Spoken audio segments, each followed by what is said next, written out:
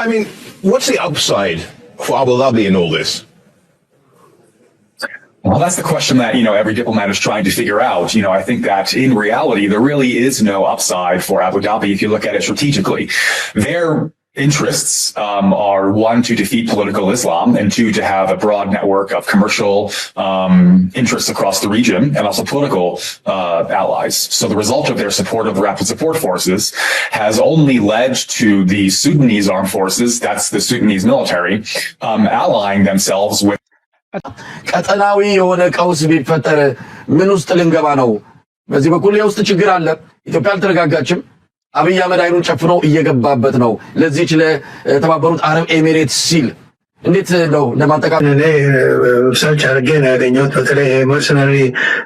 ጉዳይ በጣም ትልቅ ወንጀል ነው። እዛ ውስጥ በሀገር ደረጃ መዘፈቅ ማለት በሀገር ላይ የሚያመጣው ኮንሲኩዌንስ ምን እንደሆነ መገመት ላይ ሰፊ የሆነ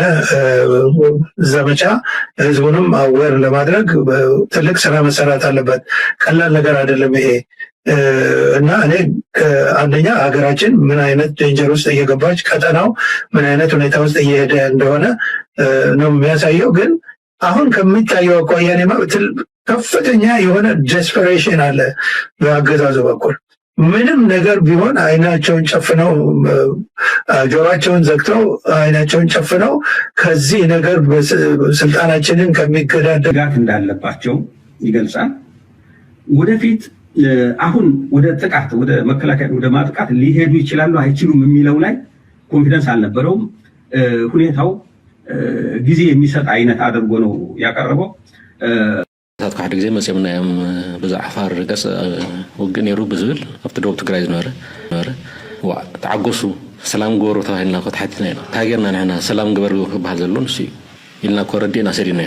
ሰላም ጎሮ ኢሉ ሰዲዱ ሽማግለ ሰራዊት ይዘክብ ዘለዎ ንኣከበውን ይጸኒሑ ስለዚ ተገልቢጢ ንሱ ሰላም ጎሮ ዝብል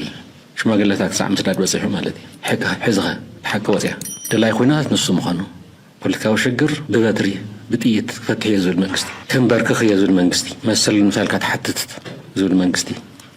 انتي سياسة فوركي لومي عصر تخلت لكاتي تاب ساعات مشات نمكتل منيستر قدات وطأ نقصنات سعود عرب انجنير وليد عبد الكريم الكريج عب عدارش دندن تقبلو عزراري بوم عبتركب بريزيدنت إيسياس معزاز كلتاوي تاريخاوي زمدناتات إيرتران سعوديان عب زباون عالماون قدات حبراو رأي بمخصكاس زيادة من معبالو أقداس نتو عبي كم زخونا قليتهم قلطف معبالتات عب الزرائيو زلو زباون عالماون معبالتاتن ترى مداوبتي كيح بحري هاقرات عب مرقا سلام مرقاً نايتو زبان بزملكت كلتيوم وقنات عامل زيتا دحر مكيات عب منغو إيرتران سعوديان عب بوليتيكاوي كتوباوي تأتساوي بهلاون محبراون مديات أغدي مستبت حاسم معات من نتطاف بقبري كسر راح ترى اليوم. I mean, what's the upside for Abu Dhabi in all this? Well, that's the question that, every diplomat is trying to figure out. I think that in reality, there really is no upside for Abu Dhabi if you look at it strategically. Their interests are one, to defeat political Islam, and two, to have a broad network of commercial interests across the region and also political allies. So the result of their support of the Rapid Support Forces has only led to the Sudanese armed forces, that's the Sudanese military, allying themselves with أتا حتى أنت تبدلان وعد بلد اسمعكم لما نتم تسمعات دليل نزخوا لنا إمارات قد دايكن سمع كلنا حنت نقرت متأنا برئسنا أنت يتربحنا إمارات زخلو أبز كبابي كندزي دمنتن سقاين كقاتم كله أنت كتربح لا تقبر زلا نزبل كزاربو كله political إسلام زناي أخوان مسلمين كالي قال نقر تطور خنبلينا يا مزبلو زلو بد أمين كم زي كونن فلتنا اتربحا إمارات كترغبت في التندلاجن إذا كل زور دازلو إذا كل سقاي زور زلو بزوا جازي رخيب كاخ زربح كاديو نزبل بزو حد سبات ملسا يرقبلون يمزلو ملسا يرقبلون يمزلو مهنياتو ربحانا إمارات قبلهم ترم كجود أزخل مبر بزك عبي كلني يمزلو زلو سلامتاي حزب السودان مش حزب السودان تبوظ غنا شركة نيروامي سسعي كم جيروام خلق أب كم زكونات إتي ومالو بس السعي زقل ني إمارات من البعض ورقة توسد على تبل ورقة قل مستقط أبانا إمارات زمت أطرح يكون ما يبقى 3 بليون رخيبة ولا 4 بليون بالون كباب 500 بليون زت منكو تباي زلو ኢትዮጵያ ዱባይ ብቱሪዝምን ብፅቡቅ ዝናን ትረክቦ ዘላ ገንዘብ ፈፂምካ ዝወዳደር ኣይኮነን ስለዚ ስለምንታይ ኣብ ከምዚ ዓይነት ረሳሕ ጌማት ያላ ንዝብል ብትክክል ወላ ኣሜሪካ ዝሓትዎ ዘለዎ እዩ why are they doing this ክሳዕ ክንዚ ጨማልቕ ጉዳይ እንታይ ኣለዎ ምናልባት እቲ ኢጎ ናይቲ መሐመድ ቢን ሰልማን ታንሽቲ ጭፍላቅ ዝኾነት ሃገር ሒዙ ስለ ዘሎ ኣይተኣኽሎን እየ ደላ ዓባይ ሃገር ዓብይ ኢምፓየር ክህልዎ ይደልሎ ሱዳን ንክቋፀር ድማ እዚ ኩሉ መንገዲ ንኣቢ ተቆፃፂሩ ስለ ዘሎ በቲ ዝነበሮ ናይ ደቡብ ሱዳን ፅልዋ ኣብ ኬንያ ዘለዎ ፅልዋ ኣብ ጅቡኡ ገይርዎ ዘሎ ኣብ ሊብያ ዘሎ ንግብፂ ብገንዘብ ነዚ ኩሉ ኣማእኺሉ ድሌቱ ክገብር ዝኽእል ይመስሎ ነይሩ ግን maybe he's wrong በዚ መንገዲ እዚ ክቕፅል ከም ዘይክእል ይርድኦሎ እዮም ዝብሉ ዘለዉ at the end of the day እዚ ኩነታት እዚ ብቐሊል ክስገር ዝኽእል ከም ዘይኮነ ኢና ንርኢ ዘለና ብምቕፃል ኣብዚ እውን ብዙሓት ካልኦት ኪላታት ክዛረቡ ከለዉ ስሙ ቀጠናዊ የሆነ ቀውስ ቢፈጠር ምን ውስጥ ልንገባ ነው? በዚህ በኩል የውስጥ ችግር አለ። ኢትዮጵያ አልተረጋጋችም። አብይ አህመድ አይኑን ጨፍኖ እየገባበት ነው። ለዚህች ለተባበሩት አረብ ኤሚሬትስ ሲል እንዴት ነው ለማጠቃለል እኔ ሰርች አድርጌ ነው ያገኘሁት። በተለይ መርሰናሪ ጉዳይ በጣም ትልቅ ወንጀል ነው። እዛ ውስጥ በሀገር ደረጃ መዘፈቅ ማለት በሀገር ላይ የሚያመጣው ኮንሲኮንስ ምን እንደሆነ መገመት ብሓፈሻ ኣብይ ኣሕመድ ኣብ ጉዳይ ናይ ሱዳን ዕሱባት ብምስልጣን ዝገብሮ ዘሎ ጉዳይ ብፍላይ ድማ እቲ ንሱ ዝሕግዞ ዘሎ ሓይሊ ብዙሕ ዓይነት ገበናት ብብዙሕ ዓይነት ገበናት ዝሕተትን ዝኽሰስን ክሳብ ናይ ፎሬን ቴሮሪስት ኦርጋናይዜሽን ዝብል ዴዚግኔሽን ብኣሜሪካ ዝድፈኣሉ ዘሎ ስለዝኾነ ናብ ኢትዮጵያ ክመፅእ ዝኽእል ሳዕቤን ቀሊል ከም ዘይኮነ ምግንዛብ የድሊ ኣብዚያ ሓንቲ ዝብላላ ገዛዝ ላይ ሰፊ የሆነ ዘመቻ ህዝቡንም አዌር ለማድረግ ትልቅ ስራ መሰራት አለበት። ቀላል ነገር አይደለም ይሄ እና እኔ አንደኛ ሀገራችን ምን አይነት ዴንጀር ውስጥ እየገባች ቀጠናው ምን አይነት ሁኔታ ውስጥ እየሄደ እንደሆነ ነው የሚያሳየው። ግን አሁን ከሚታየው አኳያ ከፍተኛ የሆነ ዴስፐሬሽን አለ በአገዛዙ በኩል። ምንም ነገር ቢሆን አይናቸውን ጨፍነው ጆሮአቸውን ዘግተው አይናቸውን ጨፍነው ከዚህ ነገር ስልጣናችንን ከሚገዳደር ነገር እዚያ ድማ ታቐንዲ ኣብይ ኣሕመድ ከምኡ ድማ እቲ ብልፅግና ዝበሃል ፓርቲ ኣብ very desperate ዝኾነ situation ወይ ከቢድ ዝኾነ ናይ ህላዌ ሕቶ ኣጋጢሞ ከም ዘሎን ቀፃልነት ናይቲ ስርዓት ኣብ ምልክት ሕቶ ኣትዩ ስለ ዘሎ እቲ ዝገብርዎ ውሳነ desperate ወይ እውን ናይ ተስፋ ቁርፀትን ናይ መወዳእታ ሰዓታትን ኮይኑ ይስምዖም ስለ ዘሎ ኩሉ ዓይነት ወላ እውን ፈንጠዝያ ዝመስል ስጉምቲ ክገብሩ ክእሉ እዮም። ንኣብነት እዚ ንሰሜን ዝግበር ዘሎ ኩናት ናይ ፈንጠዝያ ኩነታት ምዃኑ እዩ ዝንገር ዘሎ። ኩሉ እቲ ዘበግሶ ዘሎ ናይ ዓቕሊ ፅበት ስጉምቲ ከም ዝኾነ ንሱ ጥራይ ግን ኣይኮነ ዓቕሊ ፅበት ዝስምዖ ዘሎ ኢማራት እንኮላ እዩ ዓቕሊ ፅበት ዝስምዓ ዘሎ ኣቕላ ፀይብዋ ዘሎ እውን ኢማራት እያ። ምክንያቱ ዳዕመ ሰሪዕ ካብ ሰዓት ናብ ሰዓት የንቆልቁል ከም ዘሎ ዘርኢ ምልክታት ኢና ንርኢ ዘለና። it is happening ካብ ግዜ ናብ ግዜ ዳዕመ ሰሪዕ ይወድቕ ኣሎ ይማርኹ ኣለዉ። ኣብዘን ቀረባ ሰዓታት ጥራይ ዝረኣናዮ ሰራዊት ናቶም ከም ብዙሕ ሰራዊት ናቶም በማየት ዝቁፀር ሰራዊት ናቶም ከም ዝተማረኸ ሓደ ካብቲ ወፂኡ ዘሎ ቪድዮ እዚ ኣብ ከባቢ a group of members of the rapid support forces militia have surrendered themselves to the security ንሰራዊት ናይ ሱዳን ከም ዝተማረኹ ካልእ ብሳተላይት ዝረአ ዘሎ ነፈርቲ ኩናት ናይ ሱዳን ኣብ ኒያላ ይኹን ኣብ ካልእ ዕላማታት ገጅፍ ዝኾነ መጥቃዕቲ ይገብሩ ከም ዘለውን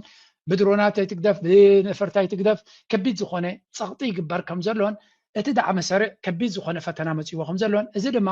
ኢማራት ኣቕላ ፀቢብዋ ኣሎ ዳዕመ ሰሪዕ ንምድሓን ክትገብሮ ትኽእል ተበግሶታት ብሙሉእ ይዕወት የለን ጥራይ ዘይኮነስ ብቕልጡፍ ይፈሽል ኣሎ። ናይ ግዜ ሕቶ ድማ እዩ ዘለዋ ልክዕ ከምቲ ኣብ ሊብያ ኣብ ሓፂር ግዜ ኣብ የመን ኣብ ሓፂር ግዜ ዝተሳዕረት ከምኡ ድማ ኣብ ሱዳን ከምኡ ከጋጥማ ከም ዝኽእል ንከተትሕኖ ትገብሮ ተበግሶታት እውን ደዋፅእ ወይ እውን ዝኣክል ብቅዓት ዘለዎ መልሲ ይረኽብሉ ኣለውን። ስለዚ ንሪኦ ዘለና ኩነታት ክገልፅዎ ከለዉ ተደጋጋሚ እዚ ኩነታት እዚ ናይ ዓቕሊ ፅበት ናይ ደስፐሬሽን ሲቹዌሽን ከም ዘለዎም ኩነታቶም ናይ ዓቕሊ ፅበት ስለ ዝኾነ ኣብ ዓቕሊ ፅበት ዝግበር ስጉምትታት ድማ ከበድቲ እዮም ክኾኑ ዝኽእሉ ናበልዮም ዝገልፁ ዘለዉ ናይ ብሓቂ ዘገርም ኩነታት ኢና ንርኢ ዘለና። ብወገን ፋኖ ዝበሃል ዘሎ እውን ብዙሕ እዩ። ፋኖ ዳርጋ ኣብዚኣ ሓንቲ ዘረባ ነራ ስምዕዋ እስከ ዛሬ የካቲት 5 2018 ዓ.ም ከአማራ ፋኖ ብሔራዊ ንቅናቄ የተላለፈ የምህረት አዋጅ ብላችሁ ጠቅላላ ጥሪ አቅርባችኋል። በተለይ የመንግስት መዋቅር ውስጥ ለሚገኙ ከብልጽግና ካድሬው፣ ሚሊሻው፣ አድማ ብተናው፣ መከላከያ ውስጥ ላሉት ሌሎችንም አካላት ታሳቢ ያደረገ የምህረት ጥሪ አድርጋችኋል። እስቲ አንድምታውንም ፈትሽ ይህንን ነገር ማብራራት ከተቻለ። የምህረት ጥሪ ወይም የምህረት አዋጅ كم نريو ዘለና ፋኖ ዳርጋ ንህዝቢ ኣብ ምምሕዳር ኣትዩ ስለ ዘሎ ነቲ ምስ ብልፅግና ዘሎ ምልሻ ይኹን ናይ ብተና ሰራዊት ዝበሃል ድካል ኩሉ ናይ ምሕረት ደብዳቤ እንድሕሪ ኢድኩም ሂብኩም እቲ ኩነታት ከምቲ ትገብርዎ ዝነበርኩም ዘይኮነ ኮይኑ ተሪፉ ንስኻትኩም እውን ተወለድቲ ምሓራን ህዝቢ ምሓራን ስለ ዝኾንኩም ነዚ ጉዳይ እዚ ኣብ ካልእ ደምነት ከይከደ ከሎ ብሓደ ኮይና ንፍታሕዮ ዝመስል መልእኽቲ የመሓላልፍ ኣሎ። ፋኖ ድሮ ኣብ ብዙሕ ቦታታት እናተቆፃፀረ ይኸይድ ስለ ዘሎ ነቲ ብልፅግና ዝገብሮ ዘሎ መመሊሳ ምቅላሕ ደጋጊሙ እዩ ነቲ ፖለቲካዊ ፀብለልትነት ወይ እውን ብስለት ናይ ፖለቲካ ከርኢ ዝፍትን ዘሎ። ምክንያቱ እቲ ብልፅግና ዓይኒ በለይ ስኒ በለይ ስጉምትታት ክወስድ ጀሚሩ ስለ ዘሎ ንኣብነት ብሕማቅ ክጥቀስ ይደሊ ነይሩ እንተዝኸውን እቲ ፋኖ ኣብ ሓደ ከተማ ኣትዩ ከሎ ኣብ ደብረ ታቦር እዩ ቱሪስትስ ረኺቡ ነይሩ። እቶም ቱሪስትስ ባዕሎም ፖስት ዝገበርዎ ድማ ወላ ሓንቲ ክገብሮም ኣይተረኣየን። ምሳቶም እቶም ቱሪስት ምስቲ ናይ ፋኖ ሰራዊት ክሰኣሉን ተሳኢሎም ፖስት ክገብሩን እዮም ተረኣዮም። ስለዚ ኣገይን ፋኖ ዝበሃል ነቲ ህዝቢ ከጥፍእ ናይ ባንዳ ኮይኑ ንሃገር ከባድም ገለመለ ዝብሉ ሓሶት ምዃኑ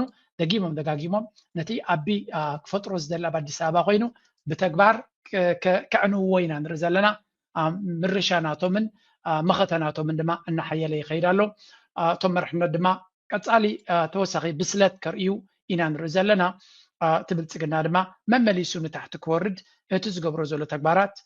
ናይ ብሓቂ ዘሕፍር ሃገር የመሓድር ኣሎ ክትብሎን ከቢድ ኣብ ዝኾነ ኣብዚ እንታይ ይብሎ ክሳብ 27 ናይ ድሮን መጥቃዕትታት ከም ዝገበረ ኣብ ደብረ ታቦር ከባቢኣን ጥራዮም ዝብሉ ዘሎ ኣብ ውሽጢ 24 ሰዓታት። ስለዚ እዚ ዓይነት መጥቃዕቲ ድማ ኣብ ባይታ ቦታ ምሳኣነ ክገብሮ ዝኽእል ምዃኑ ዝንገር ዘሎ። ካብኡ መጥቃዕትታት ናቱ እውን ኣብ ትግራይ እውን ቀፂሉ ይብሉ ኣለዉ። የመቀሌው ከባድ ፍንዳታ በትግራይ ክልል መዲና መቀለ ውጥረቱ ባየለበት በድንገት የተከሰተው ፍንዳታ ከባድ ድንጋጤን ፈጥሯል። ትላንት ምሽቱን መቀለ ከተማ ውስጥ ከባድ የፍንዳታ ድምፅ የተሰማበትን ክስተት በተመለከተ የከተማው አስተዳደር እንዲሁም ነዋሪዎች ተናግረዋል። በፌዴራል መንግስትና በትግራይ ፖለቲከኞች መካከል እየተካረረ የመጣው ውዝግብ ኣብዚ እውን እንታይ ይብሉ ኣለዉ። ኣብ መቐለ ድማ ሓደ ዓብይ ተኹሲ ከም ተሰምዐ እዮም ዝነግሩ ዘለዉ። ኣገይን ከምዚ ዓይነት መጥቃዕትታት እውን ብብዝሒ ክረአ ከም ዝኽእል ምግማት የድሊ። ምክንያቱ ካልእ እውን ዘይተፃረየ ኮይኑ እምበር ንገለ መራሕቲ ናይ ኣብ ከባቢ ገለ መንበሪ ኣባይቲ ናይ መራሕቲ ናይ ተጋሩ ስጉምቲ ከም ዝወሰደ ዝገልፅ ሓበሬታ እውን ርኢ ኣለኹ። ግን ኮንፈርም ክሳብ ዝኸውን ክንፅበይና። ስለዚ እቲ ድሮናት መጥቃዕቲ ነቶም ታርጌት ክገብሮም ዝኽእል ዕላማታት ይኹኑ ቦታታት ክሓርም ክብገስ ከም ዝኽእል እዩ ዝንገር ዘሎ። ካልኦት ምንጭታት ከም ዝሕብርዎ ዘለዉ ድማ ባንኪ ኣካውንት ናይ መራሕቲ ናይ ህወሓት ክዓፁ ከም ዝጀመረ እዩ ዝንገር ዘሎ። ስለዚ ባንኪ ፍሪዚንግ ኢትዮጵያ freezes the bank accounts of Tigray leaders including Debrecen as well as those of their families. ናይ ደብረፅዮንን ናይ ስድራ ቤቱን ባንክ ኣካውንታት ሎክ ምግባር ከም ዝጀመረን እዚ ድማ ሰፊሕ ዝኾነ ወራርን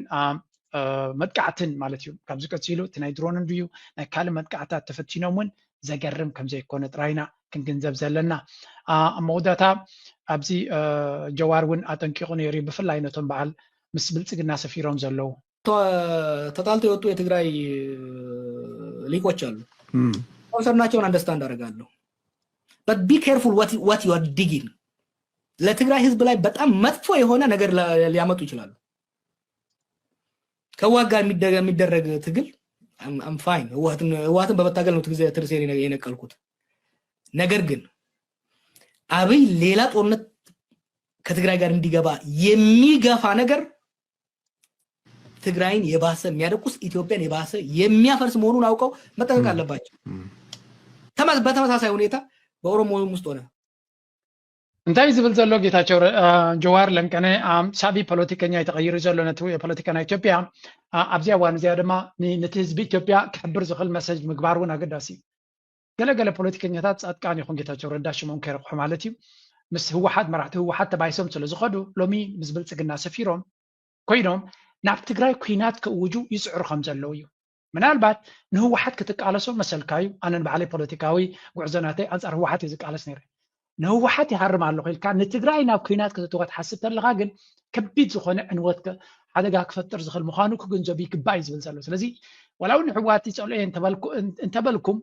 ንህወሓት ክናሊና ኢልካ ናብ ኩናት ናብ ትግራይ ክግበር ዝኽእል ኩናት ምድጋፍ ወይ እውን ምጉስጓስ ሓደጋ ናቱ ዓብ ክኸውን ከም ዝኽእል እዮም ዝነግሩ ዘለዉ ዋላ ናይ ኣምሓራ ፖለቲከኛታት እዮም ተመሳሳሊ ዝብሉ ዘለዉ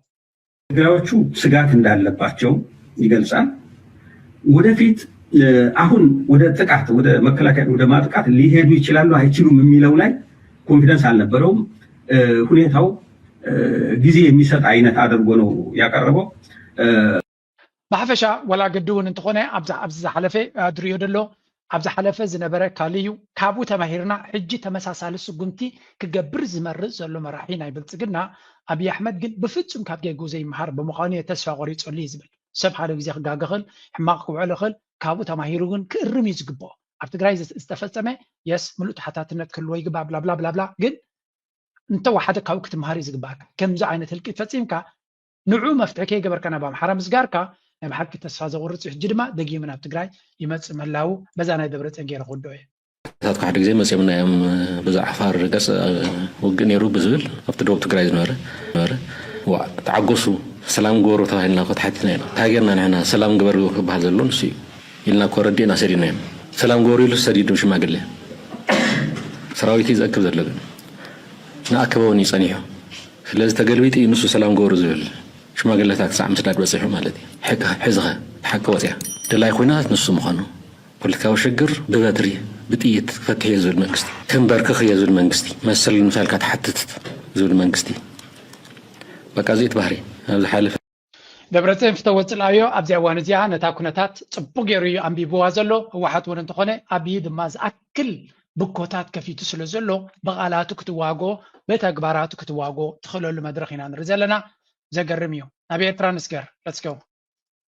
ፕሬዝደንት ኢሳያስ አፈወርቂ ሎሚ 12 ለካቲት ኣብ ሰዓታት ምሸት ንምክትል ሚኒስተር ጉዳያት ወፃኢ ንግስነት ስዑድ ዓረብ ኢንጂነር ወሊድ ዓብደልከሪም አልከሪች ኣብ ኣዳራሽ ደንደን ተቐቢሉ ኣዘራሪቦም ኣብ ትርክብ ፕሬዝደንት ኢሳያስ ምዕዛዝ ክልተኣዊ ታሪኻዊ ዝምድናታት ኤርትራን ስዑድያን ኣብ ዞባውን ዓለማውን ጉዳያት ሓበራዊ ራእይ ብምኹስካስ ዝያዳ ምምዕባሉ ኣገዳስነቱ ዓብይ ከም ዝኾነ ገሊፆም ቁልጡፍ ምዕባለታት ኣብ ዝረኣዮ ዘሎ ዞባውን ዓለማውን ምዕባለታትን ተራ መዳውብቲ ቀይሕ ባሕሪ ሃገራት ኣብ ምርግጋእ ሰላምን ምርግጋእን ናይቲ ዞባን ብዝምልከት ክልቲኦም ወገናት ዓሚቕ ዘተ ድሕሪ ምክያድ ኣብ መንጎ ኤርትራን ስዑድያን ኣብ ፖለቲካዊ ቁጠባዊ ፀጥታዊ ባህላውን ማሕበራውን መዳያት ኣቐዲሙ ዝተበፅሐ ስምምዓት ንምንጥጣፍ ብግብሪ ክስራሕ ተረዳዲኦም ኣብ ትርክብ ብወገን ኤርትራ ሚኒስተር ጉዳያት ወፃኢ ኣቶ ዑስማን ሳልሕ ብወገን ንግስነት ስዑድያ ድማ ኣብ ሚኒስትር ጉዳያት ወፃኢ ሓላፊ ጉዳያት ኣፍሪቃ ኣምባሳደር ሳቅር ቢን ሰልማን አልቁርሽን ኣምባሳደር ስዑድያ ከም ንሪኦ ዘለና እዚ ርክብ እዚ ኣዝዩ ኣገዳሲ ነይሩ ከምዚ ናይ ጋዜጠኛ ናይ ኤርትራ ክትሕብሮ ፀንሐ ድማ ብፅሑፍ እውን ኣቶ የማነ ገብረ መስቀል ፖስት ገይርዎ ነይሩ ኣገዳሲ እቲ ልኡኽ ብደፒቲ ሚኒስተር ኦፍ ፎሬን ኣፌርስ ኢንጂነር ዋሊድ ቢን ዓብዱልከሪም አልኸሪጂ ዝተመርሐ ነይሩ ፕሬዚደንት ናይ ኤርትራ underline the importance of further consolidating ነቲ ዘሎ ታሪኻዊ ምትእስሳር ናይ ክልቲኡ ህዝቢ መሊስካ ዕምቆት ምውሳኹን ነቲ ምሕዝነትን ሽርክነትን ናይ ክልቲአን ናይ ኤርትራን ናይ ንግስነት ስዑድ ዓረብን ድማ ኣብ ፅቡቅ ደረጃ ንምብፅሑ ክስራሕ ከም ዘለዎን ኣላይን ቪውስ ከምኡ ድማ ሓበራዊ መረዳእታን ሓበራዊ ምርገፅን ኣብ ኣገደስቲ ናይ ዞባውን ዓለማውን ለጥታት ወይ ጉዳያት ሓበራዊ መርገፅን ኣረዳድኣን ክህልዎም ተዛትዮም እቲ ሳይድስ ዲስከስድ in a greater depth ብዕምቆት the role of the littoral states ኣብ ጉዳይ ናይ ቀይ ባሕሪ ክኾን ከሎ እተን ናይ ቀይ ባሕሪ ሃገራት ዝኾና ነቲ ፀጥታዊ ኩነታት ናይ ቀይ ባሕሪ ንምውሓስ እናተን ሓላፍነት ክኸውን ከም ዝግባእ ብዝሰፍሐ ከም ዝተዛረበ ብዕምቆት ከም ተዘራረብሉ እዚ ድማ ኢትዮጵያ ናብ ቀይ ባሕሪ ዶጅን ኣፍሪዶ ዝብሎ ዘሎ እቲ ጉዳይ እቲ ተዘሪብሉ ከም ዘሎ ኢና ንርኢ ዘለና peace and security of the region ከምኡ ድማ ሰላምን ርግኣትን ናይቲ ዞባ ድማ ነተን ሃገራት ብምሕያል ክበፅሕ ዝኽእል ከም ዝኾነ on the backdrop of the fluid regional and international development ዓለምና ኣብ ስንኮፍ ኣብ ዘላትሉ ዞባዊ ርግኣትን ሰላምናን ድማ ከም ተዘራረብሉ እዩ ዝንገር ዘሎ ናይ መወዳእታ ቀንዲ ኣገዳሲት ፓራግራፍ ማለት እዩ In this context, the two sides decided to expedite the concrete implementation of cooperation agreements in the political, economic, security, cultural, and social sectors previously reached between Eritrea and Saudi Arabia. ስለዚህ ቅድሚ ሕጂ ዝተረዳድእሉ ነጥብታት ብዝቐልጠፈ መንገዲ ናብ ትግባርኡ implementation ናይ ምንታይ ምርድዳእ ከለዎም ፖለቲካዊ ምርድዳእ ቁጠባዊ ምርድዳእ ናይ ፀጥታዊ ኩነታት ናይ ባህላዊ ኩነታት ከምኡ ድማ ህዝባዊ ኩነታት ወይ ከዓ ማሕበረሰባዊ ኩነታት እውን እዚ ኣብኡ ብሓደ ክሰርሑ ከም ዘለዉ ተረዳድዮም ከም ዝነበሩን ንዑ ብዕምቆት ንክምግባር ስሉጥነት ክውሰኸሉ ከም ዝግባእ ፕሬዚደንት ኢሳያስ ኣብታ ዝሓለፈ እውን ተዛሪቡ ነይሩ ስዑድያ ፀቕጢ ክግበረላ ክኽእል ኣሎ ፀቕጢ ናይ ኤርትራ ክዕይል ክኽእል ኣሎ ኣብ ካልእ ብዙሕ ናይ ዲፈንስ ዲል ናይ ካልእ ዝገብሩ ዘለዉ ኣብ ኤርትራ እውን ንክገብሩ ፀቕጢ ክትገብር ኣለዋ ኤርትራ ስኢላ ክትርዮም የብላን ባህላየ ናይ ሆፕ ነብዚ ጉዳይ እዚ ኣብቲ ፅሑፍን ንዑ ዘራጉድ ኢና ንርኢ ዘለና ተስፋ ንገብር ኣብዚ ቀረባ ዝኾነ ይኹን ስጉምቲ ክንርኢ ማለት እዩ ስለዚ ኤርትራን ስዑድያን ዘለወን ዝምድና ኣብ ፅቡቕ ዝኾነ ደረጃ በፂሑ ከም ዘሎ ክንግንዘብ ክኢልና ኣለና ማለት እዩ እዚ ድማ ፅቡቕ ነገርን ደስ ዘብልን ምዕራፍ እዩ ንግረ መንገድና ግን ኩሉ ግዜ ፅቡቕ ነገር ናይቲ መንግስቲ ወይ ናይቲ ኤርትራ ክንርኢ ከለና ምስኡ ድማ ዝረኣየካ ሓደ ነገር ኣሎ እቲ ብወገን ስዑድያ ዘሎ ልኡኽ ትርእይዎ ኣለኹም እቲ ነቲ ልኡኽ መሪሑ ዝመፀ ጥራይ ዘይኮነስ ካልኦት 5 ሰባት ሒዙ ዝመፀ ልኡኽ ኢና ንርኢ ዘለና ብወገን ኤርትራ ግን ፕሬዚደንት ሃገር ኤርትራ ኣቶ ኢሳያስ ኣፈወርቅን ሚኒስትር ጉዳያት ወፃኢ ኤርትራ ኣቶ ዑስማን ሳልሕን እዩ እቲ ርክብ ድማ ኣብ ኤርትራ እዩ ዝካየድ ዘሎ ስለዚ ስለምንታይ እቲ ቦታ እቲ ካልኦት ዲፕሎማት ናይ ኤርትራ ኮፍ ክብሉ ዘይከኣሉ ሓንቲ ካብቲ ዘይትርዳእኒ ነገር እያ ማለት መራሕቲ ናይ ኤርትራ ናሽቲ ይኮኑን እዚ ነገር ኣይርድኦምኒ ክንብል ኣይንኽእል ኢና ሕራይ እስካብ ካልእ ተኮይኑስ እንታይ ንብል ነርና ናይ ፍላይትን ናይ ገለመለን ካልእ ፀገማትን ክህሉ ይኽእል እዩ ዋላ እውን ከይዶም ከይምለሱ ንኽእል እዮም ክሳብ ክንዱ ድዮም ዘይእመኑ እውን ገለገለ ንብል ነርና ኣብ ኤርትራ ንዝግበር ኣብ ለንደን ዝግበር እንድሕር ኮይኑ ግን ሚኒስትር ጉዳያት ወፃኢ ኣብ ከባቢ እንድሕር ኣሎ ኮይኑ ስለምንታይ እቶም መንእሰያትና ክሳብ ሎሚ 35 ዓመት እውን እንተኾነ ኣብ ከምዚ ቦታ ክሳተፉ ዘይክእሉ ዘለዉ እዚኣ ሓንቲ ካብቲ ንዓይ ኩሉ ግዜ ጎሊሓ ትረኣየኒ ነጥቢ እያ ክሪቲሳይዝ ክንገብር ንመርፅ ስለ ዝኾነ ኣይኮነን ኤርትራውያን ተረከብቲ ናይቲ ሃገር እውን ኣብ ከምዚ ዓበይቲ ጉዳያት ነቲ ኩነታት ክፈልጥዎን ክርድዎን ክሳተፉሉን ክበስሉን ድሌትናን ባህግናን እዩ ስለዚ I really hope እዚኣ እውን ኣብ ዝመፅእ እውን ክትዕረየልና ንደሊ ነጥቢ እያ ሓንቲ ካብተን ብዙሕ ኤርትራውያን ዝጥምትዋ እዮም ነዚኣ እቶም ፀረ ኤርትራ ኩሉ ግዜ ወይ ነቲ ናይ ኤርትራ ጉዳይ ከዳኽሙ ዝደልዩ ኩሉ ግዜ እዮም ዝጥቀሙላ እዛ ነገር እዚኣ ኣታክ እዮም ዝገብሩና በዚኣ ኩሉ ግዜ ኤርትራ ኩሉ ግዜ ብውሕዳት ማሕደር ሃገር እያ ከምዚ ዶ ይበሃል ነዚ ዋላ ንሽሙ ኢልካ እውን ክትመልኦ ይግባእ እዚ ንቡር ፕሮቶኮል እውን ስለ ዝኾነ ኣነ ብሓቂ ብካልእ ብኣወንት ብፖዚቲቭ ነገር ክንሪኦ ከለና ድማ ኮፍ ኣባህላ ስርዓት ናይ ዲፕሎማሲ ድማ ብዙሓት ኤርትራውያን